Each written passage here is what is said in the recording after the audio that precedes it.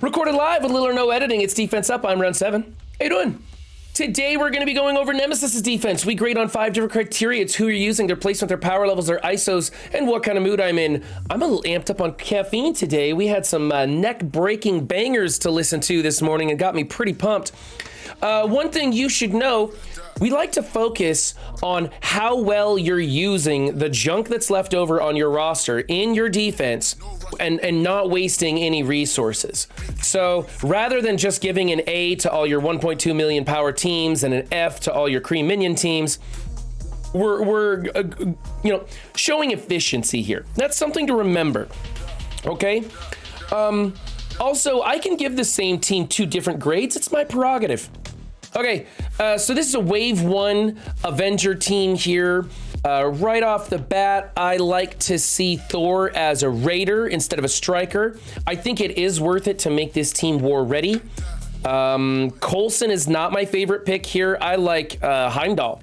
Heimdall is a better fit because it removes one of the counters for this team. You can no longer use the supernatural or hella naturals to come into this team if you have Heimdall on there because Thor doesn't get blinded. Also, Heimdall will add charges to Thor, so you're not debilitating Thor at all by that. Coulson's okay. I just think he's better used elsewhere, especially if you're in security or adjacent to security with those defense downs. Coulson opens up early and you can pair him with Kestrel on some things. Really works well. Or just the defense down, he just gets that extra damage right out of the gate. So I don't like Coulson in here. I would like Heimdall. I would like you to change this to a raider instead of a striker and then make sure that the team is war ready. Or I guess you just have to make Thor war ready and Heimdall if you put him in here. Otherwise, this is pretty good. I do kind of like Hawkeye as a raider, and I'm curious if and when he gets a new team, what we're going to be going for, because he's going to get reworked. So if you're thinking about building this team up, you might be hesitant about wasting those ISOs. Wait a couple of months. Let's see if he gets a team, a rework, something like that, and we'll see what kind of ISOs he needs in the future. Okay, so for me, this is, you're not doing terrible here. Actually, this is probably just an A-. Wonky power levels here. Unfortunately, the Captain America isn't really going to do you any good. You need an overpowered damage dealer. Like if Thor was 158 and Captain America was 72, you'd get some extra stopping power with this team. As is, Captain America is just going to taunt a lot and be there a lot. That's all. But it is what it is. It looks like you were using Captain America someplace else. So that's okay. Team number 2. We have Ultron on the Fantastic Four. You replaced Thing. That's unusual. Normally we replace Johnny with Ultron instead of the Thing. The Thing's actually a pretty good damage dealer. Also, he kind of the way the invisibility and stuff works. Thing usually works better in that position. I think Ultron. I don't know.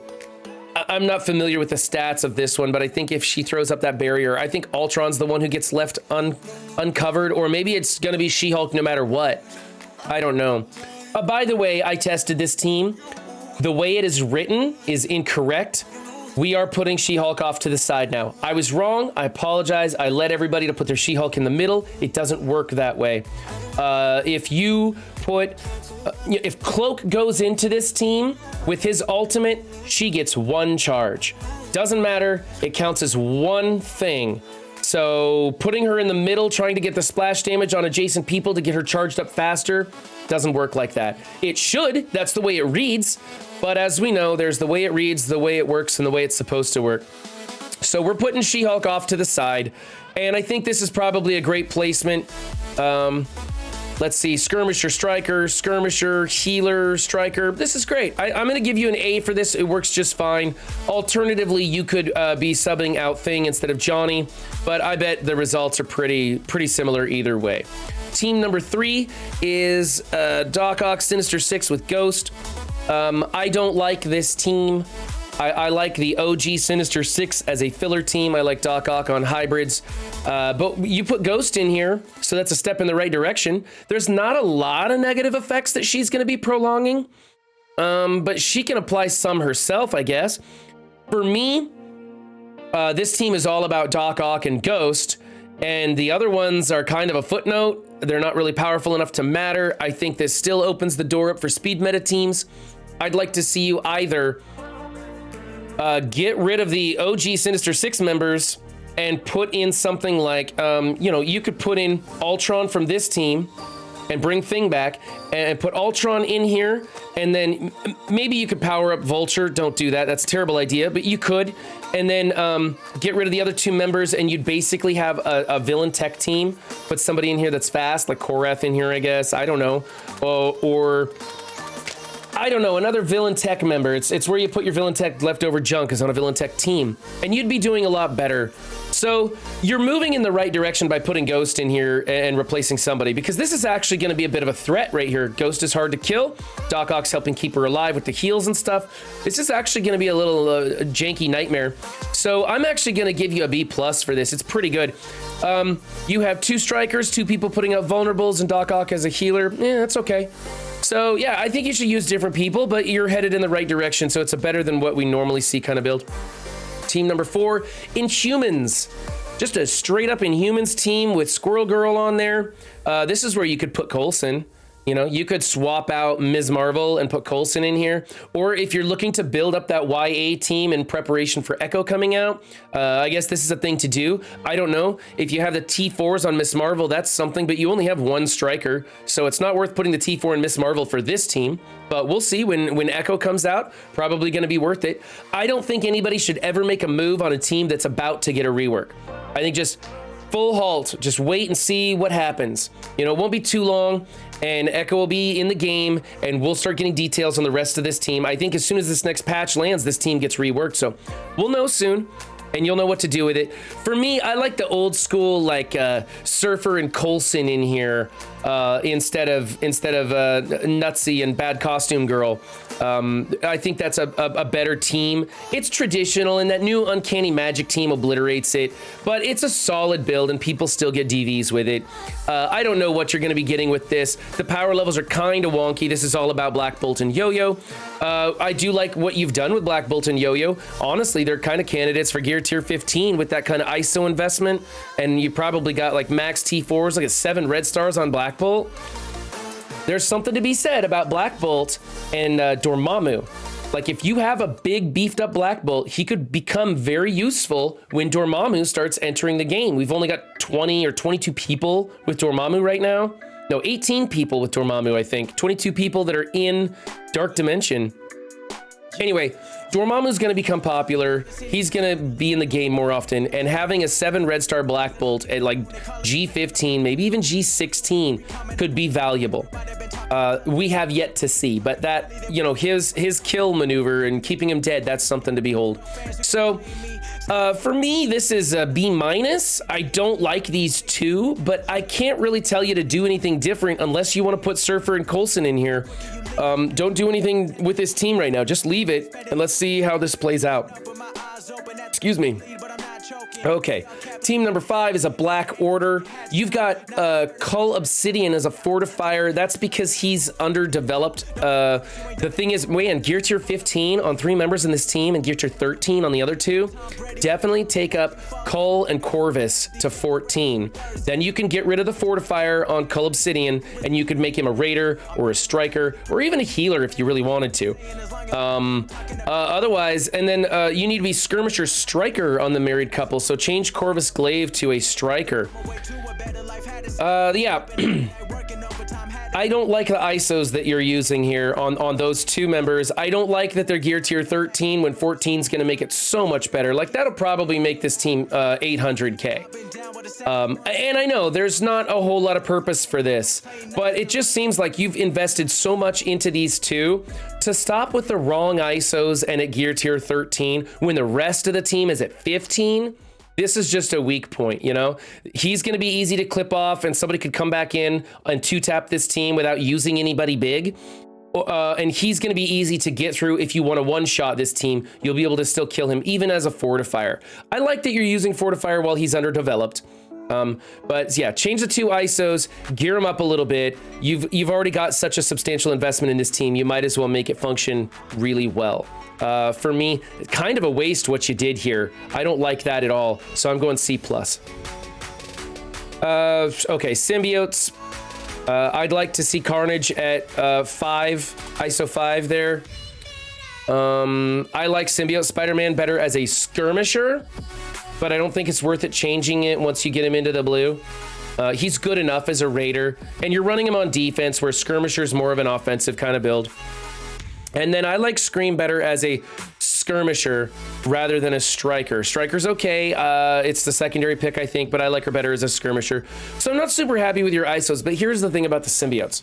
They're good enough, and you're not really using them anywhere because everybody's building up the web warriors. Like, I have an 800k symbiotes also, and I got a 500k web warriors, and I use the 500k web warriors everywhere now, and my symbiotes are just collecting dust, except for war offense, where I use them to beat teams like this, because I can punch across or even punch up 100k on a mirror match. So this is fine. It's not worth changing. I do think if you have some green ions laying around, because, you know, we're all flush with green ions these days, go ahead and take him up to 5. That extra focus boost does come in really handy for clearing and such, and spreading and all that stuff. Otherwise, you're doing fine. The placement is good. The ISOs are good enough. And this team just doesn't warrant any further investment, really. So for me, it's an A-. It's pretty good. 7. All right, Axemen. I like Axemen on offense also. The biggest thing I see wrong with this team is you need a placement swap with Bishop and Jubilee. I like Bishop in the middle with Iceman and Kitty on either side. It gives 2 opportunities of splash damage to trigger Beast's speed up mechanic, so he's healing the team faster. You have Beast as a healer, so you might as well be maximizing that by doing a placement swap and speeding Beast up a little bit more. I do like Bishop as a striker and everybody else as a skirmisher, but there's nothing wrong with making Beast a healer. It works okay too. You can also make Jubilee a striker. It works okay too. But the best build is 4 skirmishers and Bishop as a striker. Placement swap, I could give you the A for this team as is. I'm going to go with a B+. That's kind of weird that you got that funky placement and then combined with a least, with a less than supreme ISO build. All right, team number 8 is a Brotherhood with Marauders, a Marauderhood sort of thing. Okay, get Strife out of here. He's underdeveloped and he's not worth developing. Plus, you got him as a healer. He should have been a fortifier. You want your Strife to be almost as big as your Sinister as a fortifier, and then the team really starts to work. But you don't need him here because Blob's going to open up with a taunt because of Toad in here. You know, Toad's going to set that taunt on Blob right off the bat, so Strife is pointless. Instead, use Mystique on this team. Mystique has synergy with both Sinister and Magneto. Plus, she'll be getting deflects from Blob and giving those deflects to Sinister, who's also getting deflects. So you'll have stacks and stacks of deflects being shared by the whole team. I think it'll be okay. Also, you need to change Blob to a skirmisher. 100% of the time, everywhere you use Blob, he should be a skirmisher because he retaliates when attacked. He doesn't attack very fast. He doesn't have that good of damage to warrant being a striker. His basic isn't that special. So make him a skirmisher, make him retaliate when attacked, and you'll get tons of vulnerables on this field. I like Magneto better as a raider. Striker is fine.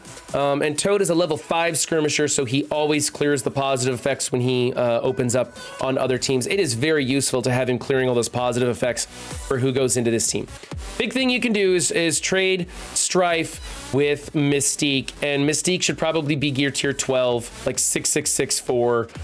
You don't need to overinvest in her. Skirmisher or raider, doesn't really matter. You don't want to overdo it there, but that's probably the changes you could make. So for me, this is a B-. Lots of things you could be doing differently here. Team number 9 is a Doom Mercs team. I think this is kind of a waste of your Doom because your Merc minions are so small. I know this is hard to hear, but I think you should take them to gear tier 14. I do. I think this team works great if they can sustain the openers, if they can hang on there through some of the opening maneuvers of all the counters that come into this. Also, you need a placement swap. Basically, you want to move Shuri to the other side.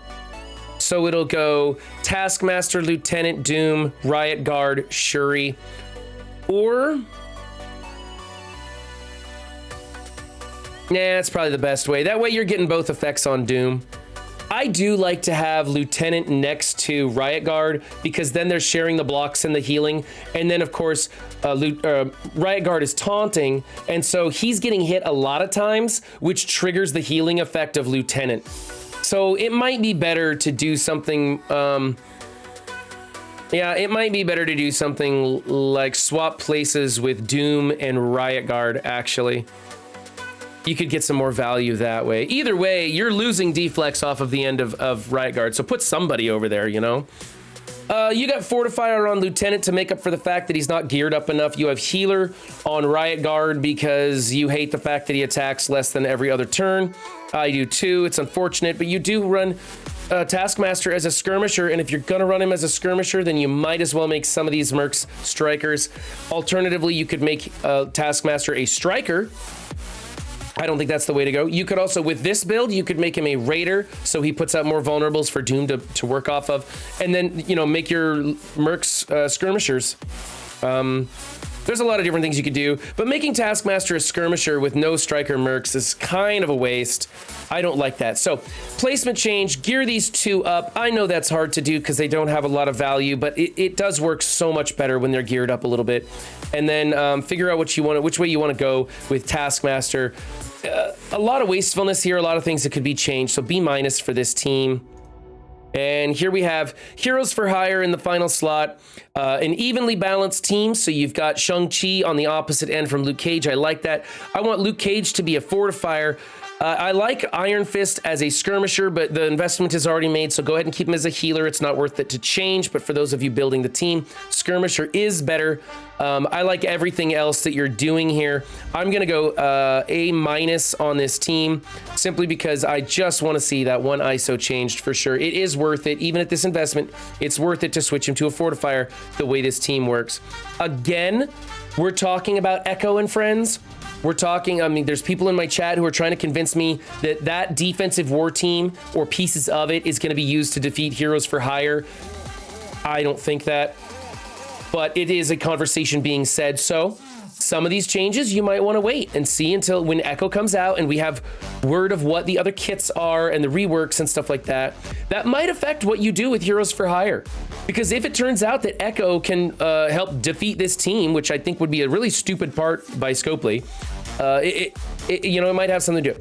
So, you know, rule number one is if you don't have to make the change, don't make the change and save the resources. So that we might want to stick with rule number one on that one.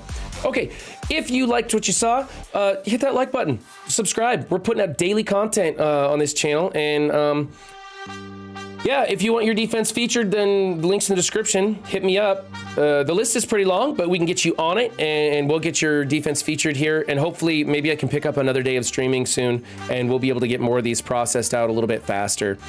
All right, don't just have a good game, be good to yourselves and others too, and I'll catch you next time. Bye.